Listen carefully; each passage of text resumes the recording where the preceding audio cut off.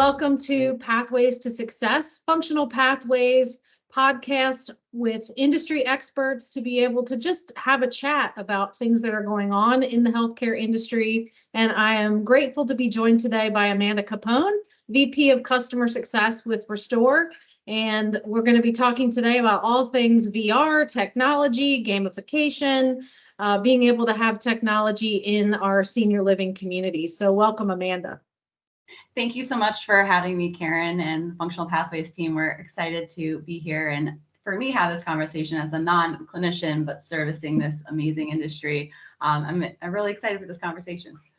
I might throw a few clinical questions your way because I'm sure you're way more savvy on that than you give yourself credit for. But can you give us just a little bit of background on yourself and Restore?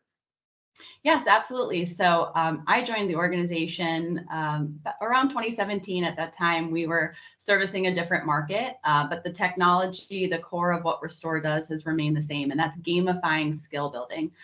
So we use everyday objects and your existing devices to help you engage in games and videos to get more engagement. Yes, red balls or stickers.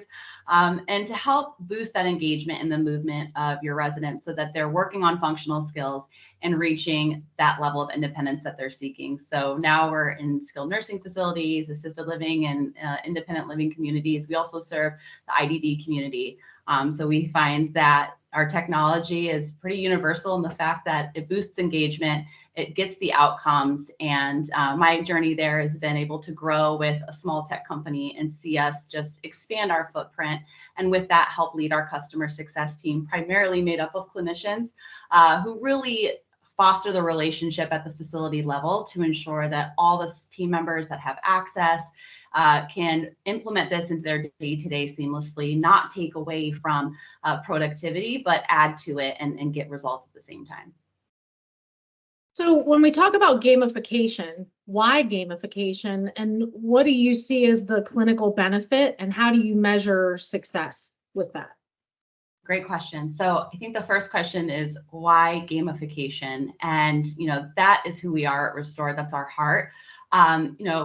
Every day is not fun. And if we can find ways to incorporate and keep our treatment person-centered with activities, with games that speak to individuals' hobbies or their backgrounds, but at the same time, we're moving our body, we're working on our functional reach or our core strength so that we can stand longer, that we can take care of ourselves at home. That's really why we went with gamification. And we see that, in small ways when you have contests in your office and when you gamify even your day-to-day tasks, it helps you as an individual feel motivated to kind of stay on track. And that applies whether you're in therapy or whether you're using your Apple Watch to track your steps. And so I think that it's a pretty universal way to get folks feeling excited and wanting to move and remove the idea that it's a chore or something that's undesirable. What is the second part of that question? Because clinical benefit, and then how you measure those clinical outcomes, because we know everything is going outcomes and value-based and making sure that we're having an ROI on all of the clinical things that we do, whether you're a therapist, a nurse, activities, wellness. What do you see as the clinical benefit to gamification and VR, and then measuring that clinical success? What does that look like? From what we've seen, the clinical benefit is kind of twofold, right? On the front end, it's getting people in the therapy gym or getting them to participate in a group activity with the life enrichment director in their facility, or meeting that 15-minute a day or 2 times a day session with restorative nursing. So getting them in the door is part of that gamification. It has that benefit of less therapy refusals and more people feeling engaged. It also, we found, adds minutes to your therapy sessions that you're providing. So they're able to fill for more, you're seeing more time spent, and whether that's our technology or other technologies that have the same goal or purpose, that is kind of what's driving there.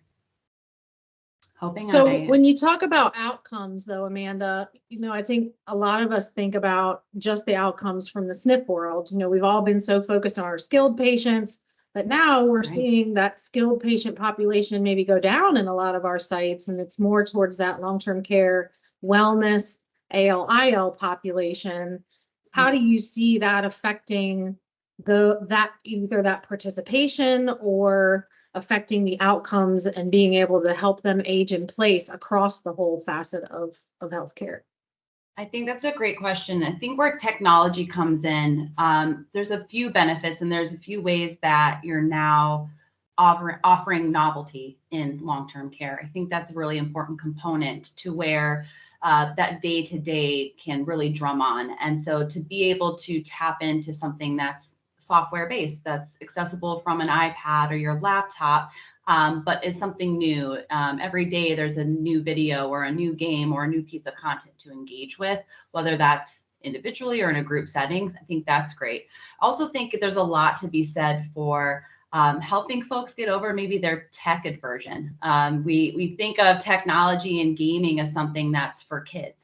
And when we take it out of that environment and we are able to demonstrate time and time again that this is accessible across generations and across, different cultural backgrounds, we can bring folks together and add that sense of community back and bring people, who love to gamble or play sports, and they're connecting on different levels in a way that they themselves probably never envisioned their, engagement with technology. Well, and I think your point around technology and savviness of technology is a good one. I certainly, if I can't turn it off and turn it back on and it fixes my issue, you have exceeded my ability to deal with technology. I hand it to my 8-year-old neighbor and he fixes it, and then we go from there. But I think it's an important point to talk about technology and the senior living population. What's the strategy there from Restore or from any of your experiences on getting people comfortable with technology, and not just the residents, but the therapists or the users of that are trying to get our residents in the communities to engage? Exactly. That's, we have that facilitator, as I like to refer to them, because they might be a therapist, they might be a CNA, they might be in activities, but they're facilitating, they're using that technology. So they're the one touching it. And then they're the conduit to the resident, making sure that we have that. So first, I think it's having a really clear onboarding plan, whatever the technology is. If we're clear on what the time frame looks like, keeping it as tight as possible, and empowering users. So getting them into your product as soon as possible, making sure that they understand what their goals are. You purchase this technology for a reason. You've done some kind of background to know that we have a certain pain point and we'd like to use this technology to alleviate that. So I think having those in place really can help, because then we have goals in mind and we can build relationships from there, and we can help connect and understand each other. And, anyone really, we can walk you through how to load a certain page or how to calibrate your red ball that's in your gym to play our games. But I think it's really about having that mutual goal and building the relationship, and that we'll be able to connect and work through any challenge that might come up. So when we talk about therapy implementation of whether it's gamification, VR, technology, whatever it might be, how do you see that assisting with the different modes of treatment from a therapy perspective? Whether it's group concurrent, and different technologies have different limitations, right? It's certainly a huge gamut across the board, as I know you're aware. But how do you see that technology assisting with those different modes of treatment as you roll out any of the technology? I think that's a great question. And, we have to, as technology providers, be also willing to adapt.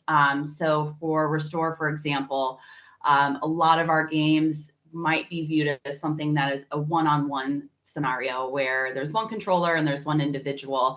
And so it's about how we present our information and our content. So now when you go into our product, we have a tab for group and concurrent, and we categorize the content so it removes the guesswork.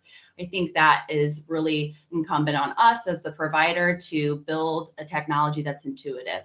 But whether it's our technology or others that are out there, some are limited by a fancy piece of hardware, but that might give you greater data points that you're seeking. And then there's others that might provide, even if something as classic as putting on the radio or a music video for folks to enjoy and kind of have a sing-along experience. And that's connecting and bringing folks together. So for example, we have a lot of exercise content that allows for that group and concurrent. So it's hands-free play, but you're still engaged. You still have 4 folks. And then the technology is still kind of counting the minutes for you and letting you know the success in that session. So it's really about being adaptive to where the changes in the market are coming as well. What's your approach to, or anybody on your team or thought process around approaching, whether it's a therapist, an administrator, a DON, activities wellness director, who may have some resistance or be uncomfortable with the integration of something like this kind of technology into their communities and their practice? I think that for us, we try to think about the best channels of communication first, and then really understand why that aversion exists. Was there a previous experience with another technology that didn't go so well? How can we learn from that previous onboarding and that education? Is there a current challenge in the facility with Wi-Fi, and is that what's limiting our ability to succeed? So we do a lot of fact finding, we ask a lot of discovery questions, and ultimately our role and our goal is to make everyone's life easier. So our team is very committed to working through any of those hiccups or kind of hand-holding and walking through, whether it's a virtual training or coming in person. We see a lot of impact where it's feasible. You know, we live in a pretty large landmass here, but being able to get into a building and see how people are using the technology with residents and possibly offering counterpoints or showing how to connect to a TV for a better experience. So there's more engagement and it has a better display. So really for us, being able to lean into those different channels and communication and connection are really important. Okay, Amanda, here comes some clinical questions, and I know you're ready for these. I know All right, you're ready. Yeah. You say you're a non-clinician, but I know you're ready. Let's talk about our persons living with dementia or any other kind of disability, potentially, whether it's visual or hearing. But I want to focus in, and you can address the visual and hearing, but really focus in on the cognitive component and those persons living with dementia or some kind of cognitive deficit. How have you been able to, with Restore or other technologies that you've seen, compensate for what we know typically happens with our residents that do live with dementia or the other disabilities? This is where I'm grateful to work with a lot of incredible clinicians who can educate me and help us build, you know, a blueprint for whether, you know, with our technology, and I'm sure other teams out there do this with their technology, and understanding use cases. So we typically partner, or we will partner with a facility in order to maybe conduct a case study, guide them through the best application with working with someone with dementia and how they can respond to Restore. You know, if I hand a dementia patient a ball, their first instinct might be to throw that ball, which is a good instinct, right? But if we're playing Restore, we don't want them to throw the ball. We want them to hold the object. So maybe I know to not give them a ball, but put a glove on their hand. So having adaptable technology that allows us to cater it and create the just right fit for that resident. That's really important to us at Restore. It's why we have added video content as well. So now we can have a kind of passive experience where you're not trying to control an object on the screen, but instead you're following an exercise video. We also have meditation available to allow for helping someone experiencing anxiety, or we're trying to quell behaviors. So I think being an adaptive technology and also having folks that design your product who are thinking about that behind the scenes and communicating with the end user, that helps us a lot. As far as visual impairment or hearing impairment, I think that's where our settings come in. And, you know, I'm sure other solutions are the same. Being able to remove gaming backgrounds, so there's greater contrast for the visually impaired, removing sound from a video or an activity because it might create a distraction and we just want the visual stimulation. So knowing that this is a tool in your toolkit. Just as you might pick up a balloon and tap that back and forth, you can take this technology and you can adapt it to meet and suit your goals. It's just that you have a bigger library now. Perfect. Have you seen with the implementation of the gamification VR, again, technology, an increase in participation, whether it's wellness, activities, therapy, but also with more adherence to therapy regimens, HEPs, those home exercise programs?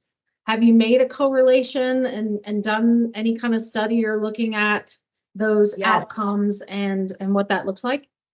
Absolutely. We, as I've mentioned, we partner with our partner facilities or therapy providers to do these case studies to understand where are we seeing that increased participation. And time again, we're seeing in facilities greater units per visit because folks maybe were hesitant. They didn't want to participate. They were rejecting therapy, and we introduced Restore as something to do in the first 5 minutes or something as a reward at the end of a session. And we see now more socialization, more engagement, so greater participation, and that includes that standing tolerance as well, of course, because we can play in a variety of positions. So absolutely a great impact on that. I also think for the staff as well, what a few years you all have experienced in the healthcare industry, and burnout is real. So having something that is not only making your residents smile and have a good time, but then there's that relief for you as the provider to see that joy, to reach that next level, and maybe, even have some fun yourself with a new modality and kind of bring you back to your passion and why you're treating and why it is that we love working with these residents so much.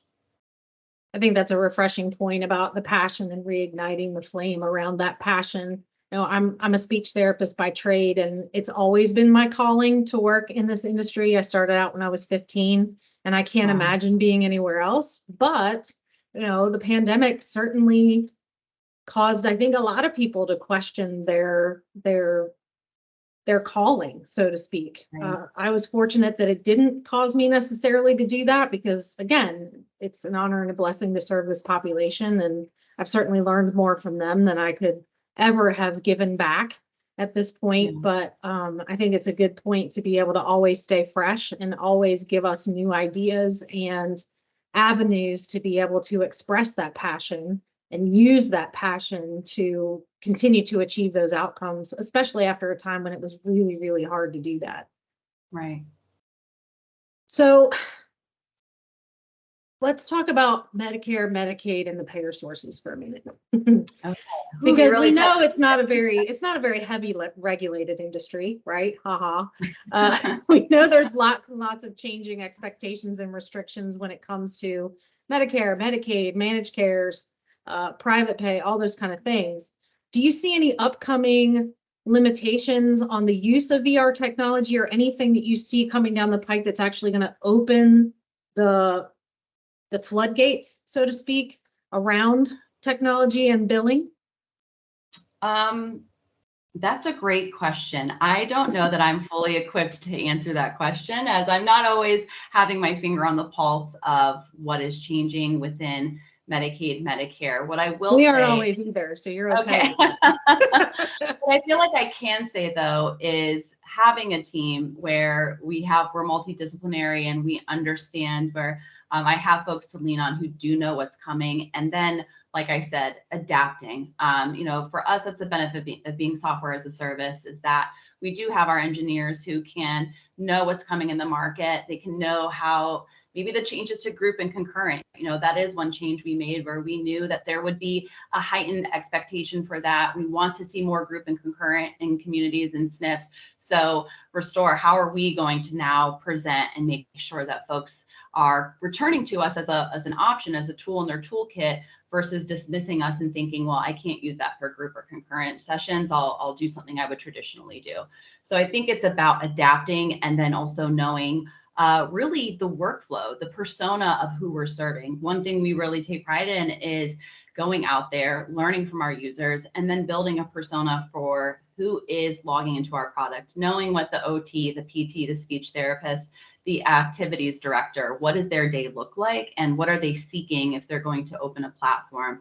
Because if they have to click too many times, they're going to give up. Right, right. Let's talk a little bit about the newer addition of the restorative piece around Restore. I was really excited to hear about that just because I think we've talked a lot about the therapy component of this and how it can be integrated into the modes of treatment, increase success around those kind of things, engage our residents in different social situations, and just kind of have that different way of doing things other than just lifting the weights or walking and being critiqued on your gait patterns and those kind of things. So we talk a little bit about the thought process behind why you guys felt it was so important to include restorative. Absolutely. So, we find that we're all about gamifying that skill building. And when we, took that moment to reflect and see that much of the content we have on our platform does parallel the restorative programs that are happening in facilities.